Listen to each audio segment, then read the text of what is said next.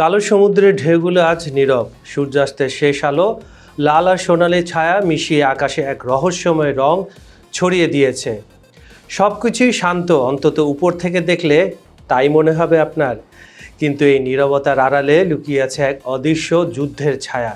এমন এক যুদ্ধ যেখানে গুলি চলে না, কিন্তু প্রতিটি সিদ্ধান্ত এক একটি বোমার মতো শক্তিশালী। এখানে রাষ্ট্রগুলো আর শত্রু নয়, তারা প্রতিযোগী কৌশলে, অর্থনীতিতে, প্রভাব বিস্তারে। রাশিয়া, যুক্তরাষ্ট্র, ভারত আর জাপান, চারটি শক্তি, চারটি ভিন্ন দৃষ্টিভঙ্গি, কিন্তু লক্ষ্য একটাই, বৈশ্বিক ক্ষমতার মানচিত্রে নিজেদের অবস্থান আরও দৃঢ় করা। রাশিয়া চায় প্রভাব পুনর্গঠন করতে, যুক্তরাষ্ট্র চেষ্টা করছে পুরনো আধিপত্য টিকিয়ে রাখতে, ভারত উদীয়মান শক্তি হিসাবে নিজস্ব জায়গা তৈরি করার বিভিন্ন ধরনের কলাকৌশল করে যাচ্ছে, আর জাপান খুবই নীরবে গড়ে তুলছে কৌশলগত ভারসাম্যের নতুন কাঠামো। এই চারটি দেশের ভেতরে এখন যা ঘটছে তা শুধু রাজনীতি কিন্তু বললে আমাদের ভুল হবে, তা আপনারাও ভুল বুঝতে পারেন। এই এক অদৃশ্য নৌযুদ্ধ হচ্ছে, যেখানে অর্থনৈতিক মানচিত্রের পুনর্লিখন হচ্ছে। আর খবর সংযোগের বিশ্লেষণমূলক অনুষ্ঠানে আজ আমরা খুঁজে দেখব এই নীরব প্রতিযোগিতার ভেতরকার আসল কাহিনী। কে চালাচ্ছে এই নতুন ওয়ার্ল্ড গেম, কার হাতে ভবিষ্যতের পাল্লা ভারী হয়ে উঠছে। চলুন তাহলে শুনে আসা যাক।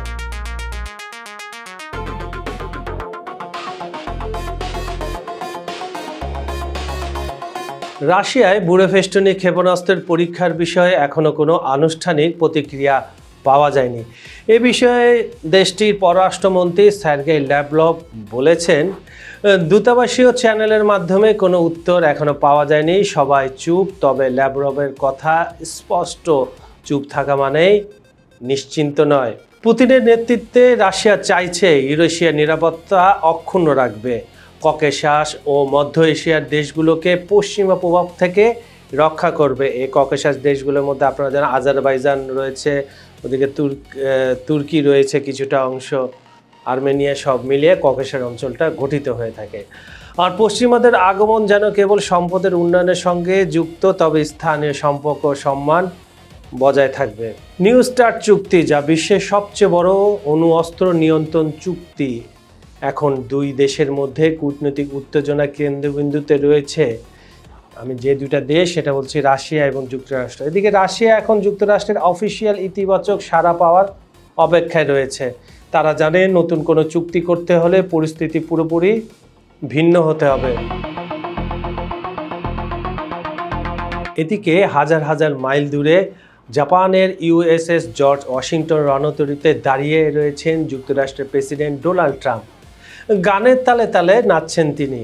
সেনাদের সামনে সুইট ক্যারোলিন এবং পার্টি ইন দ্য ইউএস বাজছে লাউড স্পিকারে। হাসি, বিস্ময় আর উত্তেজনায় মিলেমিশে এক অন্য ধরনের আবহাওয়া সৃষ্টি হয়েছে। কিন্তু এই বিনোদনের আড়ালে রয়েছে এক শক্তিশালী মেসেজ, যুক্তরাষ্ট্র জাপানের অটুট বন্ধুত্ব, যা কোনো কূটনৈতিক ঝড়ে কম্পিত হবে না। এই বলে তিনি জাপানকে বলেছেন, তোমার যখন যা কিছু লাগবে তুমি শুধু আমাকে জানাবা।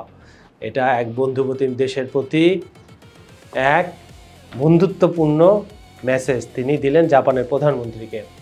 আর সেই শান্তি ও বন্ধুত্বের মাঝে ভারত নেমেছে এক নতুন অভিযানে। পশ্চিমা নিষেধাজ্ঞার মধ্যেও রাশিয়ার সঙ্গে যৌথ বেসামরিক বিমান প্রকল্প SJ-100 বিমানের প্রথম চুক্তি অলরেডি স্বাক্ষরিত হয়ে গেছে, যা ভারতের আকাশে ভেসে যাবে আগামী দশকে। আত্মনির্ভর ভারত স্বপ্ন বাস্তবায়নের পথে এক শক্তিশালী পদক্ষেপ হিসাবে দেখছে সবাই। তবে পদক্ষেপই তৈরি করছে পশ্চিমাদের সঙ্গে জটিল দ্বন্দ্ব। আমরা জানি ডোনাল্ড ট্রাম্প দ্বিতীয় মেয়াদে ক্ষমতায় আসার পর থেকেই ভারতের উপরে কিছুটা রেগে রয়েছে। এর আগের কারণ অবশ্য রয়েছে।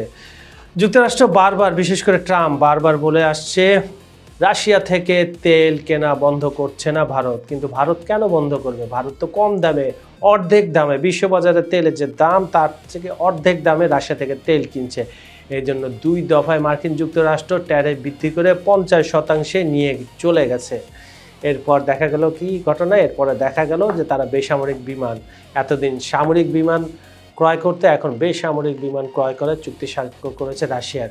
এখন দেখার বিষয় ট্রাম্প এ বিষয়ে কি বলে। তিনটা যে ঘটনা বললাম, এই সমস্ত দৃশ্য যদি আপনি একত্রিত হয়ে একটি বিশাল ক্যানভাসে রূপ দেন, তাহলে যেখানে অস্ত্র, বিমান, অর্থ, কূটনীতি ও বন্ধুত্ব সবই একসঙ্গে চলছে।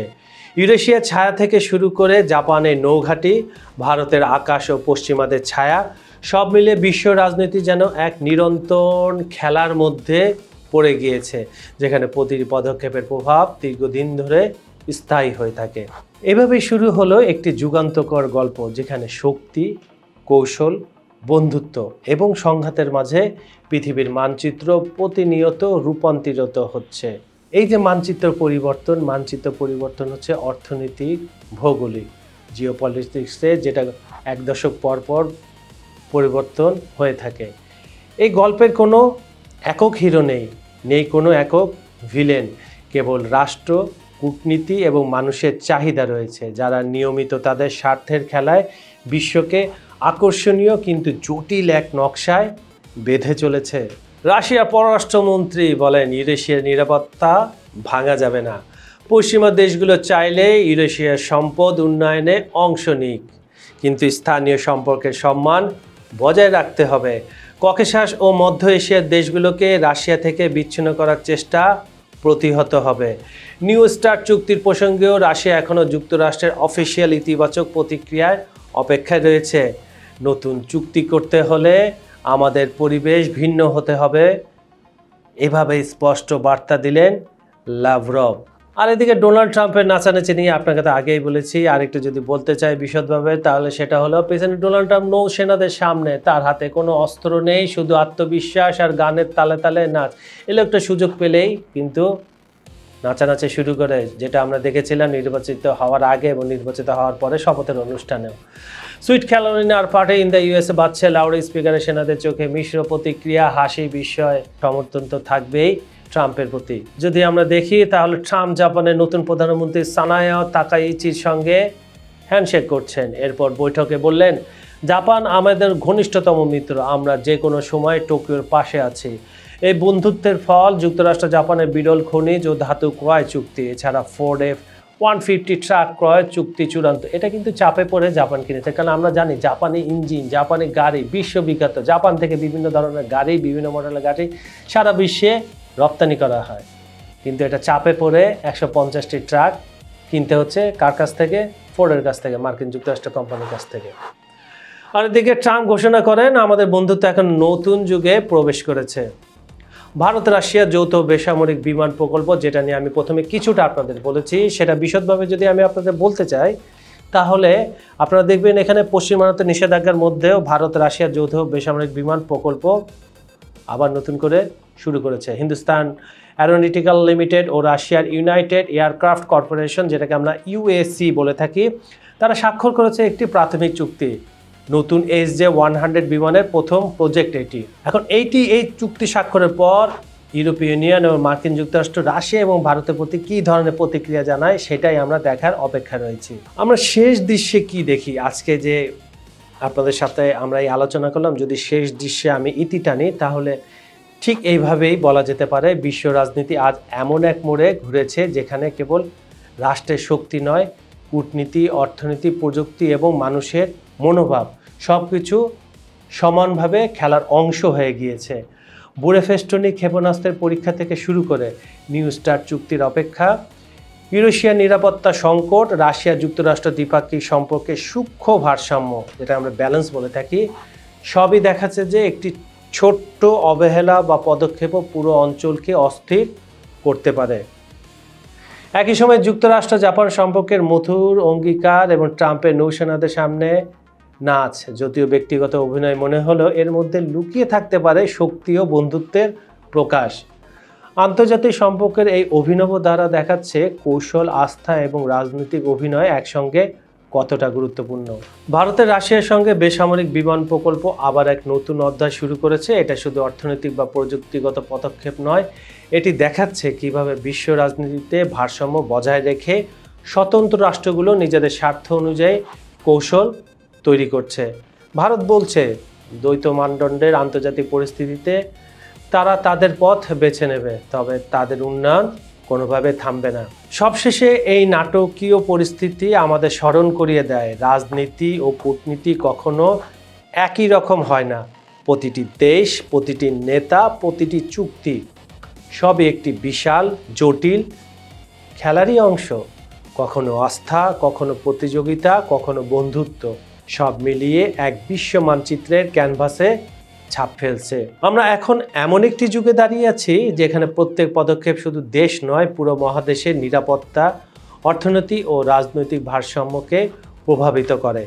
ইউরেশিয়া, এশিয়া, জাপান বা পশ্চিমা বিশ্ব সবই একসাথে এক খেলায় খেলছে, আর বিশ্ব মানব কেবল চোখ বুলিয়ে দেখছে কখন কোন পদক্ষেপ কী পরিণতি আনবে। রাজনীতির এই খেলাপথে যেখানে শক্তি, কৌশল এবং সম্পর্কে সূক্ষ্ম ভারসাম্য মিশে আছে, শুধু একজনই জানে পরবর্তী অধ্যায় কিভাবে খোলা হবে, আর তা হলো একটি অনিশ্চিত কিন্তু চ্যালেঞ্জিং বিশ্ব মানব ইতিহাসের নতুন অধ্যায়। সুপ্রিয় দর্শক, খবর সংযোগের বিশ্লেষণমূলক অনুষ্ঠানটি আপনাদের কেমন লাগছে আমাদের জানাবেন। আমাদের ভিডিওগুলো লাইক, কমেন্ট ও শেয়ার করবেন। আমাদের চ্যানেলটি সাবস্ক্রাইব করে রাখুন। আমি কাজল হায়দার আজ বিদায় নিচ্ছি, কিন্তু কথা দিচ্ছি আগামীকাল একই সময় একই চ্যানেলে আবার হাজির হব নতুন কোনো টপিক নিয়ে। ভালো থাকবেন ততক্ষণ। ধন্যবাদ সবাইকে।